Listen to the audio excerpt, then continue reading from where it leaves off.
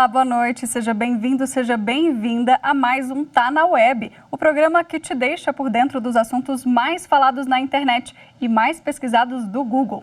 Vamos lá saber o assunto de hoje, né, que está nas trends, é o Dia do Consumidor, com mais de 100 mil buscas.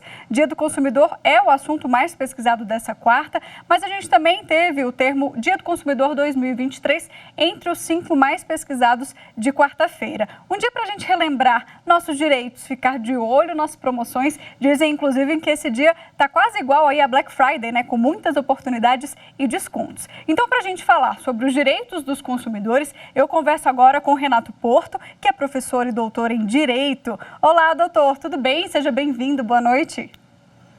Tudo ótimo, Mariana, um prazer estar aqui com você. Que ótimo, a primeira vez que eu acho que eu te entrevisto aqui para a gente falar de um tema tão importante. Vi que você é um expert no assunto, né? É um assunto que interessa a todos nós somos consumidores de alguma forma. Então, eu propus aqui no meu roteiro a gente ir por tópico, porque é tanto assunto, né, que é difícil a gente conseguir explicar tudo. Começando, doutor, eu queria saber qual que é o direito do consumidor mais violado recentemente. Você trabalha com isso no dia a dia, né? Quais são as maiores queixas? Mariana, eu te respondo com uma pergunta. Você um dia já quis entrar pelo telefone e agarrar o atendente de uma dessas empresas de telecomunicações? Quando você tenta, de repente, pedir um ponto extra, quando, de repente, alguém está te oferecendo um novo pacote sensacional, ou pior de tudo, se um dia você está tentando cancelar a sua linha telefônica, você já viu a via crucis que você passa? Então, para fazer é fácil, né? Para cancelar... Para assinar é fácil, né? Mas para cancelar é bem complexo. Então, eu não tenho dúvidas. Eu acho que onde o consumidor ele se sente mais desrespeitado é guardando relação com as empresas de telecomunicações.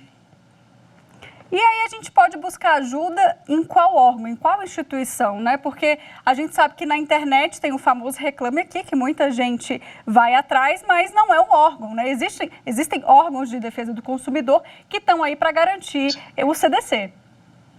Sim, claro, vamos lá. Você tem os PROCONs, né, que a defesa do consumidor ela pode se dar em vários campos. Você pode buscar pelos direitos do consumidor na área civil. E aí você tem, por exemplo, um juizado especial civil. Tem no campo administrativo também, e aí você tem os PROCONs. Qual a diferença, né? Quando você pede uma liminar, quando você entra com um processo, é num juizado especial civil, que é para causas até 40 salários mínimos. Renato, e se for de um valor superior a 40 salários mínimos? Aí já é uma vara civil. Ali você pede uma coisa para um juiz. Agora existe o PROCON, que é um órgão administrativo, e eles vão lá e como se fosse uma multa, sabe? Que a prefeitura às vezes dá, é algo mais ou menos assim. Então você tem a esfera judicial, você tem as varas cíveis e os juizados especiais, você tem a esfera administrativa, onde você vai ter sanções administrativas e o órgão de maior punch, de maior força, é o PROCON. E existem crimes também, sabe, Mariana? E aí você tem a delegacia especializada em direito do consumidor. Alguém já deve ter falado para você assim, publicidade enganosa é crime. E é verdade. E você pode pedir uma açãozinha na esfera civil, pedindo uma indenização, ou que entregue aquele produto na forma da oferta. Você pode pedir uma multa sendo aplicada pelo PROCON e sem prejuízo de você ir numa delegacia do consumidor para poder apurar esse crime. Então você tem todos esses lugares, juizados, varas cíveis, PROCONs, DECONs, e sempre o ideal é que você seja acompanhado de um advogado. É isso, recado dado então. Eu separei alguns tópicos, então, como eu falei aqui no meu primeiro questionamento, que são passagens aéreas, compras online, dados pessoais e golpes. Então, eu queria que a gente passasse aqui, fizesse um resumão, sabe, por esses assuntos, começando por passagem aérea, que interessa muita gente, principalmente porque na pandemia a gente teve uma flexibilização muito grande de remarcação, né, de política de reembolso. O que está valendo hoje, doutor Renato? Vamos lá, né? O que aconteceu? Primeiro, a gente precisava pensar como é que ia regular, já que os voos eles foram paralisados. E para todos os efeitos, o estado de pandemia, no que tange as passagens aéreas, ele está funcionando até o final de 2023. E eu vou fazer um resumo, se você estiver passando por um problema envolvendo uma companhia aérea. O que você pode pedir? Vamos lá. Se você resolver desistir da viagem e resolver pedir seu dinheiro de volta, as empresas podem aguardar até o final da pandemia para poder te devolver esse dinheiro, ou seja, até o final de 2023. A segunda alternativa é você aproveitar como crédito, respeitando a sazonalidade. Então, se eu comprei uma passagem para um outro estado, numa baixa temporada, eu posso trocar por uma outra passagem na baixa temporada. Se eu comprei na alta temporada, eu troco por uma outra passagem na alta temporada. Se eu comprei na baixa temporada e estou indo para a alta temporada, eu aproveito esse crédito e eu complemento a diferença. Então, na verdade, o que a lei está mandando a gente fazer, né? Ou você espera o final de 2023 para poder receber. Se você tentar receber agora, você vai se ater às regras contratuais. E eu não sei se você já viu aquela situação de você comprar uma passagem por R$500 e a multa é de R$700. Então não vale a pena você desfazer esse negócio. E você poderia tão somente o quê? Aproveitar esse crédito, respeitando a sazonalidade. Então, esse é o direito. No entanto, tem uma coisa que eu tenho certeza que tem gente em casa pensando assim: pô, Renato, mas aí seria maravilhoso. Mas tem um probleminha que acontece comigo que é insuperável. E eu falo, qual é? Bom, tudo bem. Imagine que eu queira remarcar essa passagem para uma nova data. Sabe o que eu tenho observado, Renato? E eu pergunto, o que você tem observado? E aí, a pessoa que está assistindo agora fala assim: o atendimento telefônico nem sempre é tão simples quanto pode parecer.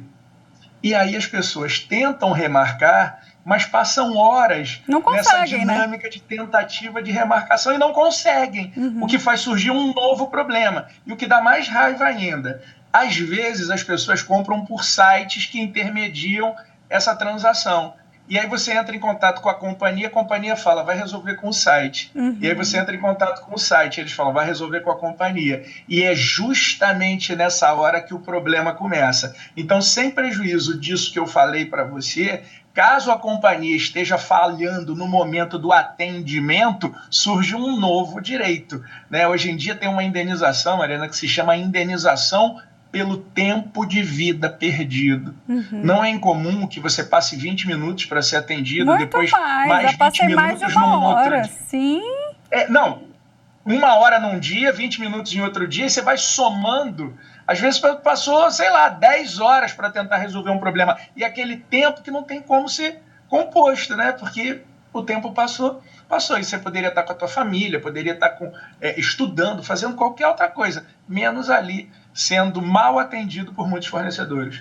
É verdade. Como é que a gente pode dar, então, uma dica, Renato, para esse consumidor, principalmente que a gente está falando de passagem aérea, né? É sempre melhor comprar, então, direto no site da companhia para evitar esse empurra-purra, né, de responsabilidade? Eu sempre faço esse tipo de aquisição. Se eu tiver que escolher entre comprar num site e direto da companhia, eu compro direto da companhia. Vou até confessar, os sites são muito bons, sabe, na hora da pesquisa, porque eles fazem uma pesquisa de mercado e mostram os preços mais baratos.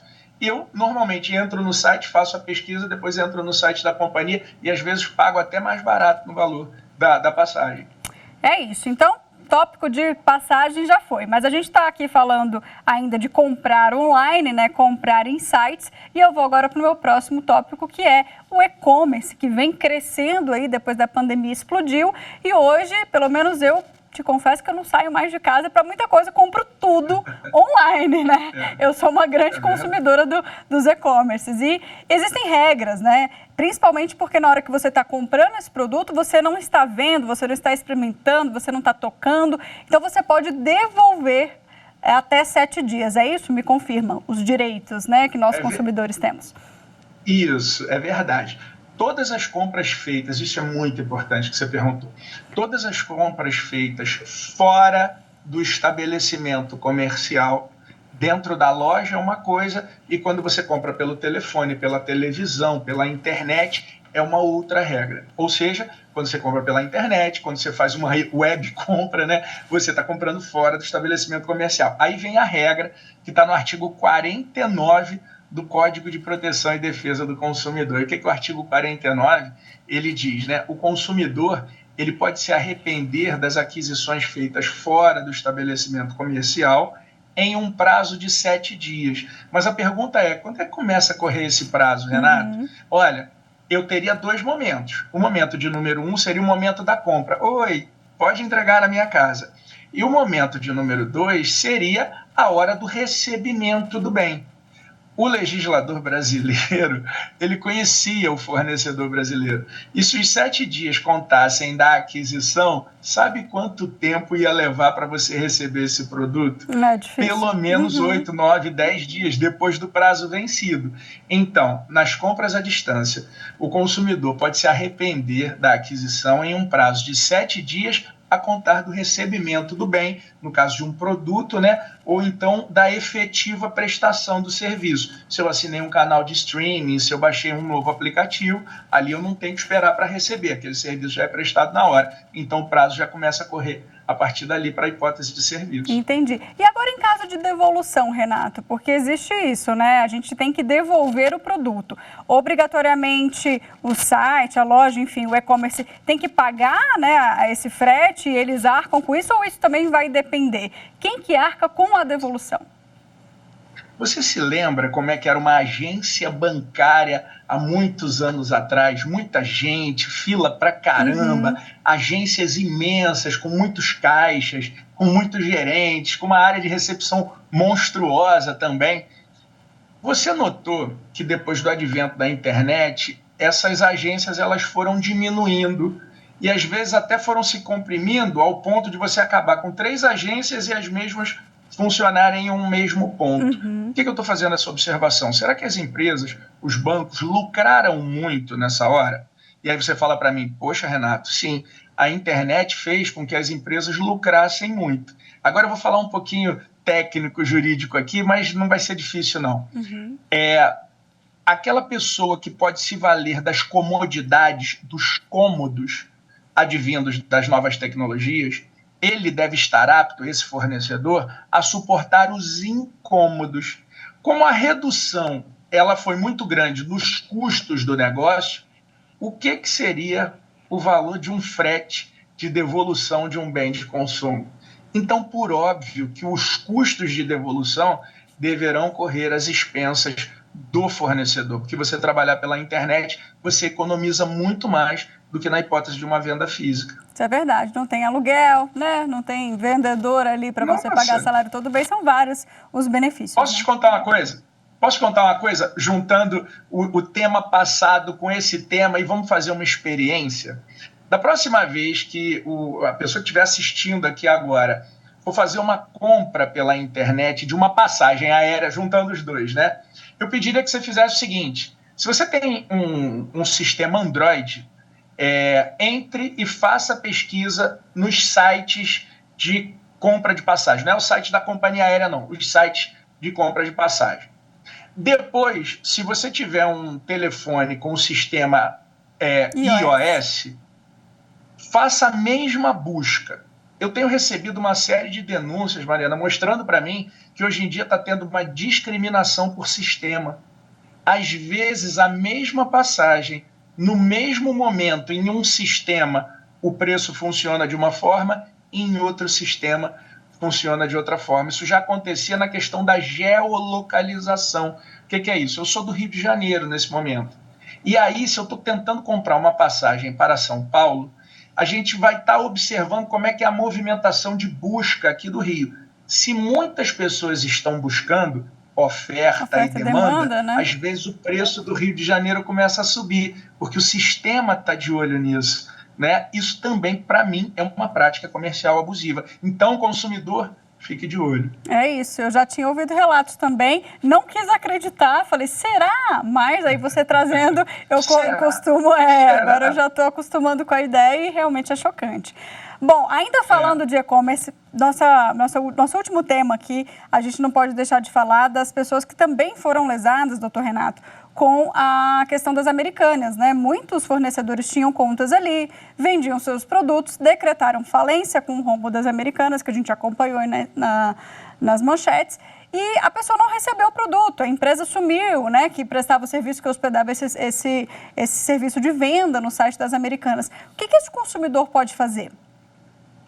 Bom, o Código de Defesa do Consumidor, ele garante uma coisinha chamada princípio da solidariedade. O que é isso, né? Imagina que eu peguei dinheiro emprestado ou então você, Mariana, está me devendo, você e sua irmã. E eu coloquei no papel que você e sua irmã são meus devedores solidários. O que é isso? No dia que o débito ele não é pago, né, eu posso cobrar de você ou posso cobrar da sua irmã. Assim acontece com as empresas. Então, se eu entrei na Americanas.com para poder adquirir um bem da loja de pneus XYZ, o consumidor ele tem o direito, por causa do princípio da solidariedade, de demandar contra a Americanas.com ou contra aquela empresa. Ah, Renato, e se as duas sumiram? Infelizmente, no direito civil brasileiro, a gente não prevê a prisão das pessoas por dívida. Mas hoje tem uma coisa muito interessante, que é você arrumar um problema para a vida desse teu devedor. O STF ele já decidiu que você pode pedir, de repente, a retenção de passaporte, de carteira de habilitação e mais uma série de instrumentos. No caso das pessoas jurídicas, o que você deve fazer? Ah, eu vou contra uma empresa, não achei, vou contra outra. Não achei, não estou conseguindo receber. Você pode ir contra os sócios dessas empresas. E aí, quando você tentar receber dos sócios, normalmente você recebe, resolvido o problema. Se não resolver, você arruma um problema na vida dele, tomando a carteira de habilitação, de repente o passaporte, e quem sabe o problema assim não se resolve. É isso, infelizmente, né? Às vezes o consumidor realmente fica sem ter muito o que fazer. Doutor Renato, não vai dar tempo de eu perguntar tudo que eu tinha previsto aqui, mas eu adorei o nosso bate-papo. Infelizmente, esse bloco aqui está chegando ao fim, mas vamos continuar conversando, quem sabe uma segunda parte aí do programa, ou até mesmo nas redes sociais, para a gente continuar debatendo esse assunto. Muito obrigada, viu? Boa noite. Tá bom, vai ser um prazer. Boa noite. Você aí de casa continua comigo, porque agora a gente vai para as telas do Google para saber quais foram os outros assuntos, né? Assuntos pesquisados durante a semana na web. Vamos dar uma olhadinha aqui, ó, começando com Caixa Tem, que teve mais de 200 mil buscas, porque o aplicativo passou por uma atualização e aí a opção, né, do botãozinho do Auxílio Brasil sumiu da tela. Então, muita gente foi para a internet pesquisar o que tinha acontecido. Mas está tudo certo com o benefício, ele não foi extinto. Tenta atualizar o aplicativo para a opção voltar a aparecer aí na sua tela, tá? Nosso segundo destaque é Marielle Franco. Na terça-feira, completou 5 anos da morte da vereadora e os mandantes desse crime ainda não foram identificados. Ontem foi inaugurada no Museu de Arte do Rio, na Praça Mauá, uma estátua em homenagem a Marielle. Existe também um projeto de lei do Poder Executivo que institui o Dia Nacional Marielle Franco de enfrentamento da violência política de gênero e raça. Essa proposta tem pedido de urgência e vai ser encaminhada para comissões da Câmara dos Deputados. Mais uma tela aqui para a gente falar do último destaque, né, que hoje é imposto de renda. Nosso tema, né, recentemente aqui da semana passada ou retrasada. E os envios começaram hoje, a Receita Federal já recebeu mais de 500 mil declarações. Você aí de casa já fez a sua? O prazo é até o dia 30 de maio, ainda dá tempo, né, de se organizar, juntar toda a documentação, mas não deixa para a última hora. Entre as novidades desse ano está a declaração pré-preenchida, que facilita, né, a gente não ter que digitar todas aquelas informações novamente. Bom, é isso, pessoal. Vamos fazer uma pausa agora desse primeiro bloco. No segundo bloco eu volto com mais informações e eu espero você. Não saia daí.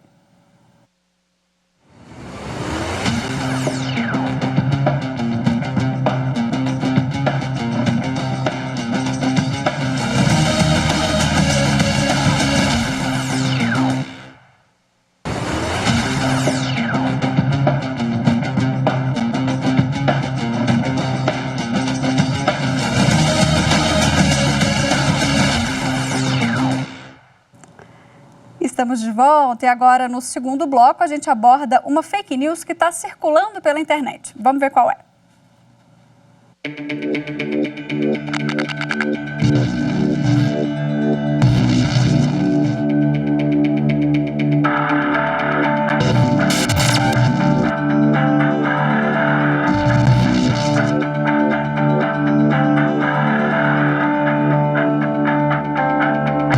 Eu gostaria de conversar com vocês sobre as fake news, as mensagens falsas que circulam nas redes sociais. E hoje eu gostaria de conversar com vocês sobre uma fake news que surgiu recentemente, dizendo que o governo federal, a partir de amanhã, vai monitorar todas as nossas ligações, todas as nossas redes sociais, o WhatsApp e mais ainda, vai passar a ser crime falar de política e de religião nas redes sociais sob pena de prisão.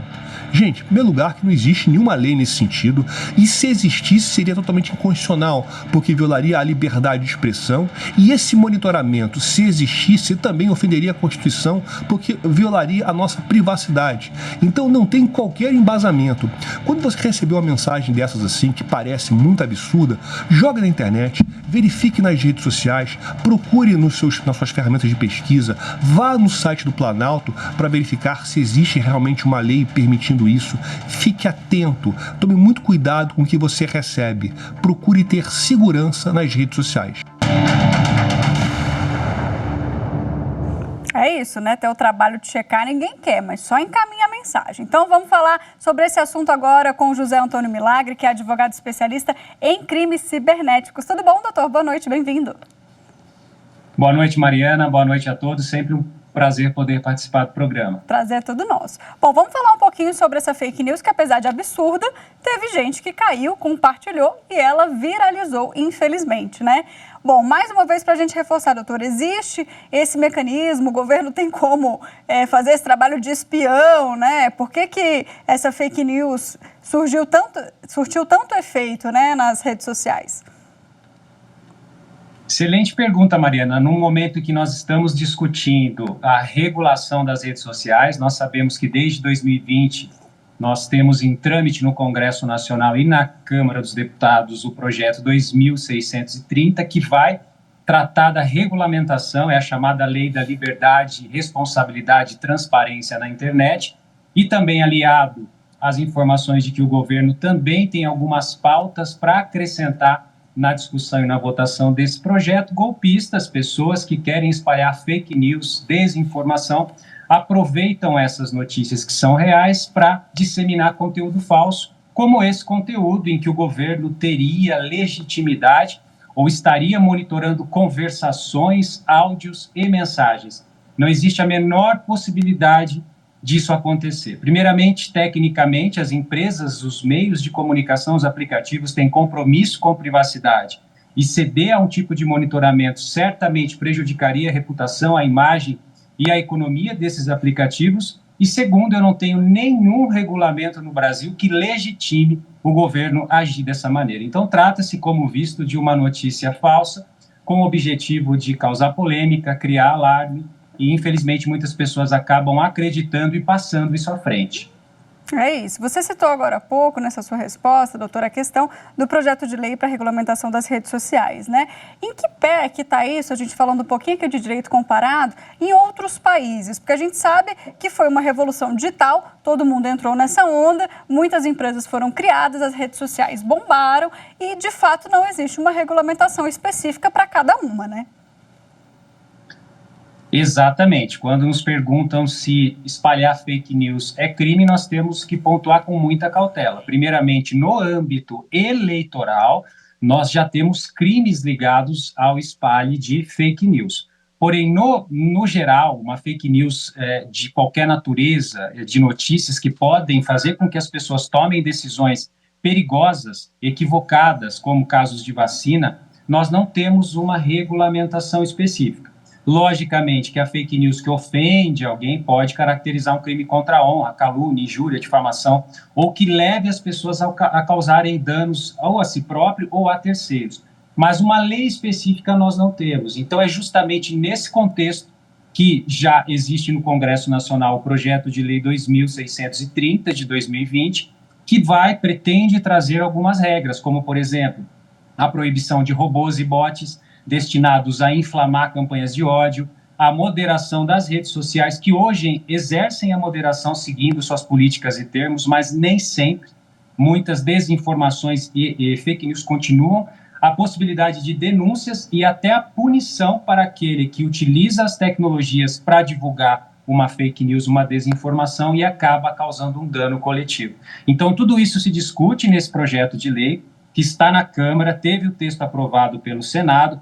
Provavelmente nós teremos mudanças na Câmara, sobretudo com a proposta do governo também, juntamente com o ministro da Justiça, de complementar o texto, e isso volta certamente para o Senado para aprovação. Então, esse é o estágio desse projeto de lei. Portanto, ainda nós não temos uma legislação, ela é projetada e está sendo discutida nesse momento no Congresso Nacional. Tá certo. Bom, esclarecimento feito, doutor, muito obrigada pelas suas informações aqui e que a gente siga vigilante aí para não passar notícia falsa para frente. Exatamente, os checadores, as agências checadoras servem para isso. Então, aquele que tiver dúvida, consulte na internet, aquele que tem dúvida, pesquise outras fontes, e as agências de checagem são importantes insights hoje para você identificar se aquela notícia é falsa ou não. Uma boa noite a todos. Obrigada, boa noite. E uma boa noite para você também. A gente fica por aqui, não deixe de seguir a TV Justiça nas redes sociais. A gente está no Instagram, Twitter, YouTube e também no Spotify. Muito obrigada pela companhia, eu te espero na semana que vem. Até lá.